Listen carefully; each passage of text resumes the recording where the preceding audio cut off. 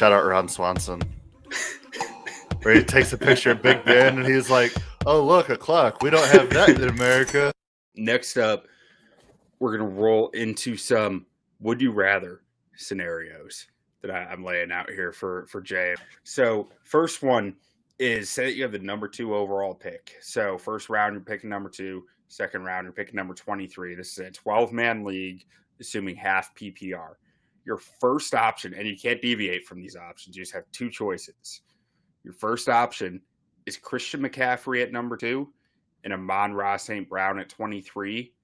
Or would you rather have Jamar Chase at 2 and Tony Pollard at 23? So here it's tough because I do love the Christian McCaffrey Amon-Ra pairing, but getting a Jamar Chase is almost hard to pass up. But we don't know if Joe Burrow is going to be healthy to start the season, and that could be a huge difference here. So I might take Christian McCaffrey in this spot just because of the question marks behind Joe Burrow. And if you're missing a Joe Burrow with Jamar Chase for 4 weeks, that's a huge difference in fantasy. And I like Tony Pollard. I mean, it's whatever for him at 23. I think there's probably some better value there at 23 for Pollard, but I'm really looking at this between Jamar Chase and Christian McCaffrey. Probably lean McCaffrey just because of the offense that he's in, and there's really no question marks around his health or anything like that. So yeah, I'm with you. I mean, I think it is tough because Pollard is like his efficiency right there was right there with McCaffrey. They had the same fantasy points per snap last year. They were equal, and really, Pollard was a top 10 fantasy running back in 38% of his games last year. McCaffrey was outrageous at 59, and that's what really drives this away from me. Is like McCaffrey. That San Fran offense with him is stupid. He's going to get so much opportunity to put up points. It's going to be consistent week in, week out. I trust it. And like Pollard, he's going to get the opportunity, but I don't know if he's going to produce like that consistently. You know, not a lot of guys can. And you're going to get the drop off from Chase to Amon-Ra. Like Chase, top 10 performer in 42% of his games last year. Amon-Ra, only 25% of his games. Amon-Ra's numbers were actually pretty boom bust last year, where it was like 4 games he was outrageous, and then the rest of the season he was just kind of middle of the pack. But I think he has some nagging injuries too on top of that. Yeah. But I think he's a really good player, and I kind of trust that should level out more this year with him. So I'm with you. Give me McCaffrey and Amon-Ra. Yeah, I mean, it's hard to pass on McCaffrey in that spot. I mean, I don't know what you do at the 2 spot this year if you're not in a Superflex league. Like, it's a tough decision because how do you pass on the best running back in the NFL that's paired with a coach that runs the ball better than anybody else in the NFL? So yeah, I mean, to me, it's a pretty easy answer because like there's no other running backs that do that for you. Yeah, I mean, but it's hard to pass on Justin Jefferson. It is Chase, so especially in half PPR. But I do love Christian McCaffrey. I mean, if you want to take him anywhere in the top 5, I mean, I wouldn't hate on anybody taking Christian McCaffrey early. That's for sure. Yeah. All right, next one we got here. So this one, I was trying to do pairings of wide receiver quarterback at first, and then I realized if I swapped the quarterbacks, it was a lot tougher of a question. So first, your choices are you're picking 10th overall seat in 12-man leagues. So you got number 10 and number 15. A.J. Brown at 10 and Josh Allen at 15, or Stephon Diggs at 10 and Jalen Hurts at 15. And you can't say you don't want a quarterback at 15. Yeah, so that's hard right there.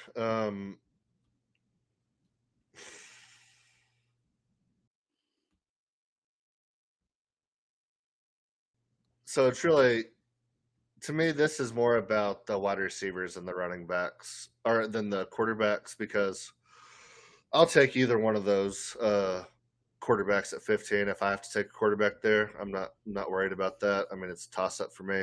So, would you rather have AJ Brown or Stephon Diggs? And I'm probably going to lean AJ Brown here. Stephon Diggs is a little bit older, and I just think the Philly offense is more explosive, and they have to deal with a little bit of cold weather, but not like Buffalo, to where, like, what was it, 2 years ago? They had like 40-mile-per-hour winds and they couldn't even throw a forward Yeah. pass. Like, if that happens there in a fantasy week, you're screwed. Yeah. And So there's not necessarily like I think it's. I mean, I think this is really preference more than anything, but I got to lean AJ Brown just because I think it's a better offense and it opens it up more for him. Where I think Stephon Diggs is more of a um, he's got to perform for the offense to be good, and that could be not necessarily boomer bust, but in that realm of boomer bust. yeah, I mean, it could be. I'm going the opposite of you here. I'm going with Diggs and Hurts because, like you said, the quarterback isn't a big difference here to me. Like, it's just kind of like I'd rather have Josh Allen than Hurts, but like it's not. It's marginal the difference that I see between them from Yeah, a fantasy standpoint. But for Diggs versus Brown, like I look at the Eagles. Brown's competing with Devonta Smith, Dallas Goedert, Rashad Penny, and DeAndre Swift in that offense. You look at the day that Diggs is competing with. I'm a lot more fit. I have a lot more faith that Diggs is going to consistently get the football. And I mean, it yeah, shows out. You look at their top 10 scoring last year. Diggs was a top 10 wide receiver 50% of his games last year. Brown was a top 10 receiver 29% of his games last year. Like, Diggs is going to keep getting opportunities over and over and over, and that's the reason I lean that side. I lean to that side. yeah. No, I agree, and yeah, I mean, it's just preference, really. I Yeah. mean, I think the quarterbacks are washed, and I think AJ Brown's going to have a better season than Diggs. So that's the only reason why I say that. But I see both sides of it for sure. Yeah. To me, I like Brown just a little bit better than Diggs, but I mean it's close. All right. Next up, we got two more for you, I think. I think it's just two more. So this one, you got three players. So you're picking number 4 overall. Would you rather have Austin Eckler at 4, Mark Andrews at 21, and Chris Olave at 28, or Travis Kelsey at 4, Jalen Waddle at 21, This and is so easy Jahmyr for me. Gibbs at 28? Yeah, as I was So I like already said throwing this you're good. together, I already had the graphic like started made. I was like, man, this is one of my worst ones. So I could have thrown Jalen Waddle in the conversation of value because I think he's a little bit better than wide receiver 7 and pick 21. But at that point, I mean, you're talking taking him 15 instead of 21. I don't think that's a huge difference. It's just where you want to take him. But I do love Jalen Waddle this year. Obviously, I love Jahmyr Gibbs at 28 with an ADP of 36. You are reaching for him here. But like I said, if you believe in a guy, I mean, it's never too early to take a guy that you believe in my opinion. And like I just mentioned a second ago, it's never too early to take Travis Kelsey. He puts up wide receiver 1 numbers at the tight end position. So if you have a wide receiver 1 at tight end and get 2 more really good wide receivers, I mean, you have 3 wide receiver 1s in a league where people are going to be starting guys like I don't know Cole off the top of Kmet, my head. Yeah, Cole Kmet Pat putting up like Fryermuth. yeah, Pat Fryermuth with an average of 7 points a game, and he's tight end 7. Yeah. Like, and yet you have like I think Travis Kelsey overall last year in half PPR for flex positions was like 3rd. It's just So I stupid. mean It's just he put up stupid. better numbers than like most wide receivers and running backs. Like Yeah. he is so valuable that I I wouldn't hate if somebody took him number 1 overall. Like No. it's never too early to take Travis I Kelsey. was And initially then, going like to I said, say when we were I love Jalen talking, Waddle and Jahmyr Gibbs here. So I was initially going to say when we were talking McCaffrey a second ago, I'm like, if I'm at 2, it's McCaffrey or Kelsey. Like that's what I'm looking at. yeah, Um, no, I mean, but so yeah, I mean, I'm with you on the second one. my thought process initially on the first one, like, so Eckler, top 10 scorer, 65% of his games last year. His points per snap are through the roof at 0.44. And Eckler has just been 2 years in a row of just disgusting production, but it's a question of, like, can that really stay there? Andrews, I Yeah. expect to have a big year with the Ravens offense increasing more in passing. And Olave, some of his efficiency numbers last year were flat out nutty. Like Olave put No, together Olave a is really fantastic. good I year. mean, so I love Olave. Um, and I don't hate Mark Andrews, and Austin Eckler is. I feel like eventually he's not going to keep doing it, but Yeah, he get 20 absolutely keeps touchdowns doing a it over and year. over again. So I mean, it's one of those things. Like at some point he can't do it anymore, but it hasn't stopped yet. So I Yeah, don't know. So yeah, I mean, it's just preference, I guess here, yeah. obviously, I but mean, the more explosive I'm and the not more passing on the consistent Tennessee option is Waddle option yet. two. So yeah, like I said, as I was making it, I was There's like, no way yeah, I'll this pass one's on a little that. obvious. All right. Yeah. So I think I got one more here. So it's another three for. So would you rather have you're picking number 8 again, 12-man league, half PPR. At 8, Saquon Barkley, 17, Devontae Adams, 32, DK Metcalf, or Tyreek Hill at 8, CeeDee Lamb at 17, and Travis Etienne at 32. Saquon Adams, DK, Hill, Lamb, ETN. So here, I'm probably going with the Hill, Lamb, ETN. So, I mean, when you look at this, I love Tyreek Hill, but I don't love him at 8. But I love the combination of Hill, Lamb, and ETN much more than Barkley, Adams, and Metcalf. You have question marks at the quarterback for Devonta Adams, DK Metcalf. They're bringing in a rookie that I really, really like, Jackson Smith and Jigba. And can Geno do it again? And then with Saquon, it's like you kind of got franchised, you kind of didn't. You're on a weird deal. Um, so I got to go with Hill, Lamb, and ETN just for production and usage rate. I think their usage rate for all three of those guys is going to be much higher than any of the other three, except for maybe Saquon. I think Saquon gets plenty of touches, but health and future for Saquon, I gotta go. I gotta go the latter here. I'll take Hill, Lamb, and ETN. I think City Lamb's gonna have a huge year. Yeah. I do too. I'm expecting big numbers from him. What I was trying to do with this question was build out like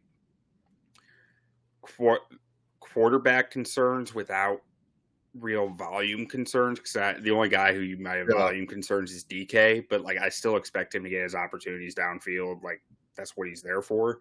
yeah, Versus guys who have more competition for volume, but are probably the more talented players. Outside of ETN, he's not more talented than Barkley yeah, here, but like so trying to create that kind of problem that you look at right with some of these guys. yeah. And I think And I'm with you on taking the second option with Hill, Lamb, ETN, but I could definitely see the first option being the better one. You know,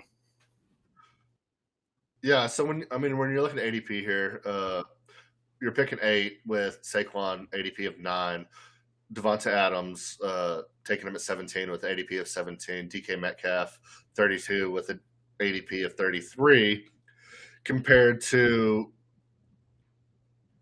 8 versus 6, 17 versus 13, and 32 versus 32. I mean, if we're looking at value here, the lower option is yeah, better. But I mean, like you said, I mean, it's a toss up. To me, it's the DK situation that worries me more than anything. I think if this was, it doesn't really work like that because you don't have a running back. But let's say you're looking at Travis Etienne and CeeDee Lamb versus DK and Devonta Adams. So you could either split it running back or take 2 wide receivers. I still love the Travis Etienne City yeah, Lamb pick there.